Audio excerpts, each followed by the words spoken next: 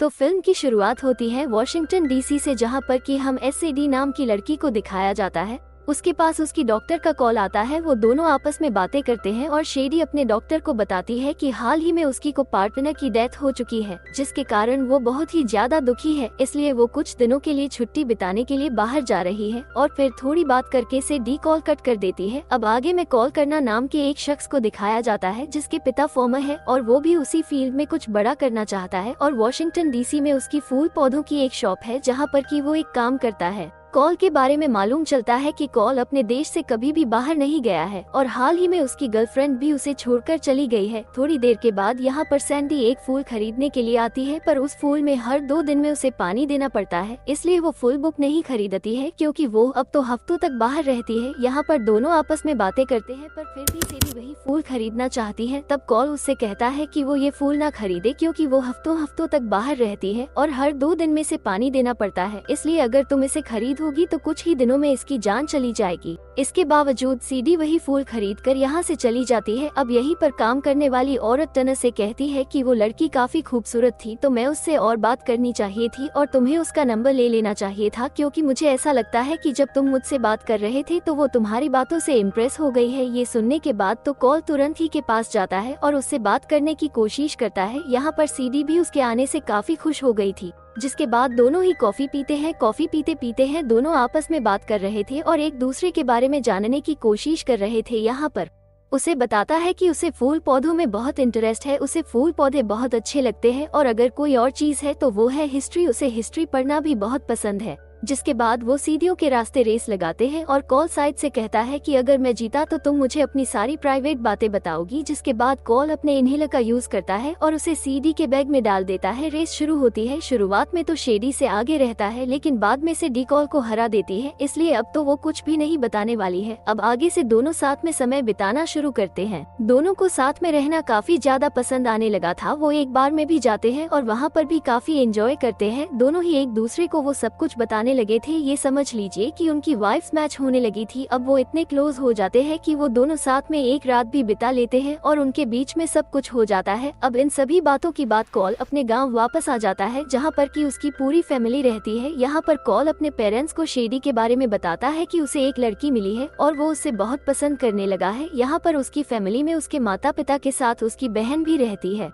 उसकी बहन उससे कहती है कि वो गलती मत करना जो तुम हमेशा दोहराते हो, उसे मैसेज करके परेशान मत करना। लेकिन कॉल उससे कहता है कि अब वो इंसान नहीं रहा है, वो ऐसी कोई गलती नहीं करने वाला। लेकिन कॉल यही करता है, वो सीडी के पास ढेर सारे मैसेज कर देता है, जिसके एक भी रिप्लाई उसे नहीं मिलते हैं। वो सीडी को काफी ज्यादा मिस कर रहा था, लेकिन सीडी का कोई भी अता पता नहीं था, इसलिए कॉल बहुत ज्यादा परेशान हो गया था। तभी कॉल को कुछ याद आता है और उसे मालूम चलता है कि उसके इनहेलर में ट्रैकर लगा है। और जब वो अपने मोबाइल में तय करता है तो उसे मालूम चलता है कि उसका इनहेलर लंदन में है। इसका मतलब ये हुआ कि कहीं ना कहीं सीडी भी लंदन में ही है, क्योंकि रेड्डी के बैग में ही कॉल का इनहेलर था। जिसके बाद उसके पेरेंट्स को जब ये बातें बताता है तो उसके पेरेंट्स उससे कहते हैं कि वो सीडी को बिना बताए ही लंदन चला जाए और उसे सरप्राइज दे दे, तो वो भी बहुत ज्यादा खुश होगी। लेकिन कॉल ने अभी तक अपने देश के बाहर कुछ भी नहीं देखा है, लेकिन सीडी के लिए वो लंदन चला जाता है। कॉल सीडी से मिलने के लिए लंदन पहुंच जाता है। वो काफी खुश भी था और रहकर के हिसाब से वो सीडी तक बस पहुंचने ही वाला था कि तभी यहाँ पर 3 लोग आते हैं और वो कॉल को किडनैप करके अपने साथ ले जा लेते हैं। और यहाँ कॉल की मुलाकात होती है लीव एक नाम के आदमी से। लीव एक ने ही यहाँ पर कॉल को किडनैप करवाया है और लीव एक यहाँ पर बार बार कॉल को टेस्ट में नाम से पुकार रहा था और वो किसी ब्रीफकेस के पासकोड के बारे में भी पूछ रहा था। लेकिन कॉल टेक्स्ट मैन है ही नहीं, तो उसे ब्रीफकेस के पासकोड के बारे में कैसे मालूम होगा। और जब उसे मारने ही वाला होता है कि तभी यहाँ पर एंट्री होती है सीडी की, जो कि यहाँ आते ही लोगों को मारना शुरू कर देती है और धीरे धीरे करके वो सभी को मारकर कॉल को यहाँ से बचा लेती है। और जैसे ही कॉल और शेट्टी बाहर आते हैं तो कॉल को मालूम चलता है कि वो वॉशिंगटन या फिर लंदन में नहीं है, बल्कि वो तो पाकिस्तान में है। और यहाँ पर भी उनके ऊपर एक जोरदार अटैक होता है, तो शेडी और कॉल किसी तरह से यहाँ पर बचने की कोशिश करने लगते हैं। और कॉल को तो कुछ भी समझ में ही नहीं आ रहा था कि आखिर वो यहाँ पर क्या कर रहा है, क्योंकि वो तो अपनी गर्लफ्रेंड को सरप्राइज देने के लिए आया था। और अगर कोई इंसान अपनी गर्लफ्रेंड को सरप्राइज के बदले में उसे ये तोहफा मिले, तो कोई इंसान अपनी गर्लफ्रेंड को सरप्राइज दे हीना के लिए एक एक्टर्स भी लेकर आया था उसे गिफ्ट देने के लिए।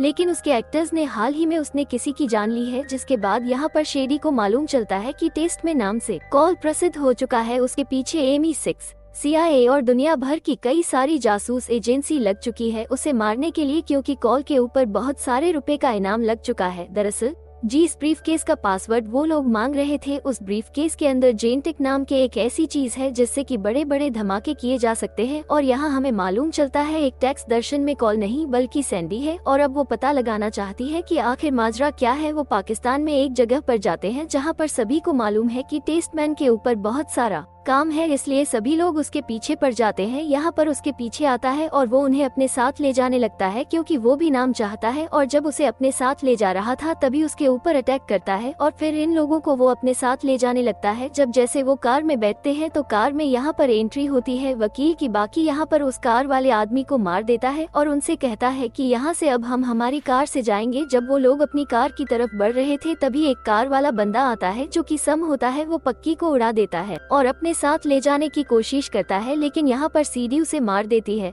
सेम उसे बताता है कि वो लोग टेस्टमैन के पीछे है और वो सिर्फ पकड़ने के पीछे लगे हुए हैं क्योंकि उन्हें बहुत सारा इनाम चाहिए। तभी यहाँ पर शादी के दिमाग में एक आइडिया आता है और वो यहाँ पर कॉल के मुंह पर पट्टी और हाथ में पट्टी बांधकर उसे एक आदमी के पास ले जाती है। दरअसल इन्हीं लोगों को उस ब्रीफकेस का पासपोर्ट चाहिए था, इसलिए सीडी उनके पास आई है। दरअसल उन लोगों को नहीं मालूम है इससे री है। तब वो यहाँ पर एरोप्लेन में तो बैठ जाते हैं, लेकिन यहाँ पर वैगन आर को मालूम चलता है ये दोनों तो साथ में है क्योंकि उनकी कुछ मोबाइल की फोटोज उसने देख ली थी। तभी यहाँ पर एक जोरदार फाइट होती है, सीडी को गोली लग जाती है। तब यहाँ पर कॉल उसे अपने साथ एक पैराशूट में बांधकर एक जगह पर ले जा लेता है। वो एक आइसलैंड थे जहाँ पर कि जब सीडी की आंखें खुलती है तो वो यहाँ पर अपने पास ब्रीफकेस को देखती है और वो बहुत ज्यादा खुश हो जाती है क्योंकि यह ब्रीफकेस उसके लिए बहुत ज्यादा इम्पोर्टेंट था। थोड़ी देर में गुजारने के बाद यहाँ पर भी वो लोग अटैक कर देते हैं और एक तरफ आर्मी भी आ चुकी थी। उनके बीच में फाइट होना शुरू हो जाती है, लेकिन तभी CIA के लोग यहाँ पर पहुंचकर इन लोगों को अपने साथ ले जाने लगते हैं। दरअसल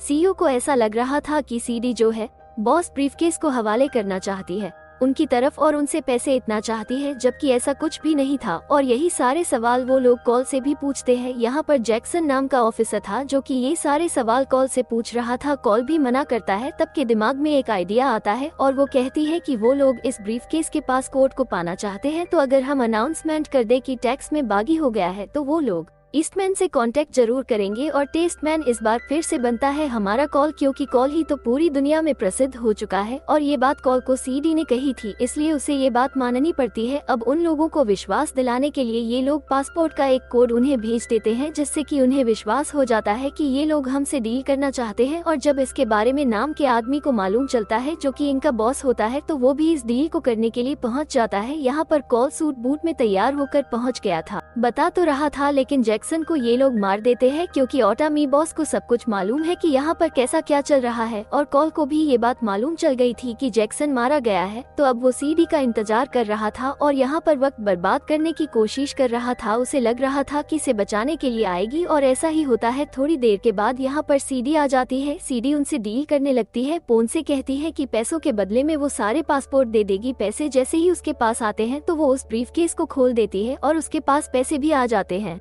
लेकिन यहाँ पर लीव एक उसे मारने की कोशिश करने लगता है क्योंकि उसे तो कुछ भी फायदा नहीं हो रहा था। तभी यहाँ पर से डी ने लिविंग के ऊपर इनाम लगा दिया था $1 मिलियन का। तब सभी लोग लीव एक को मारने की कोशिश करने लगते हैं और इसमें यहाँ पर एक जोरदार फाइट होना शुरू हो जाती है। और यहाँ पर सीडी की मुलाकात होती है हमारे रेयान रेनॉल्ड्स से। यहाँ पर उसने उस ब्रीफकेस एजेंटिक भी निकाल लिया था और कॉल दूसरी तरफ वैगन आर से लड़ रहा होता है। हालांकि वो लड़ने में प्रोफेशनल नहीं था, इसके बावजूद वो सभी को बेरहमी से मार रहा था। और यहाँ वो एक साथ हो जाते हैं और साथ मिलकर वो सभी लोगों को मार गिराते हैं और आखिर में उनकी जीत हो जाती है। अब वो दोनों हमेशा साथ रहने वाले थे, जिसके बाद कॉल उसे अपने पेरेंट्स से मिलाने के लिए जाता है, जहाँ पर कि उसके पेरेंट्स को सीडी बहुत ज्यादा अच्छी लगती है और अब वो हमेशा साथ रहने लगते हैं। और अब कॉल भी सीडी की वक्त वक्त पर मदद करने लगता है। सीडी जो भी CIA काम करती है उसमें कॉल भी उसका हाथ बटाता है। और उसी के साथ यह फिल्म यहीं पर खत्म होती है। दोस्तों, उम्मीद करता हूँ आपको ये वीडियो पसंद आई होगी।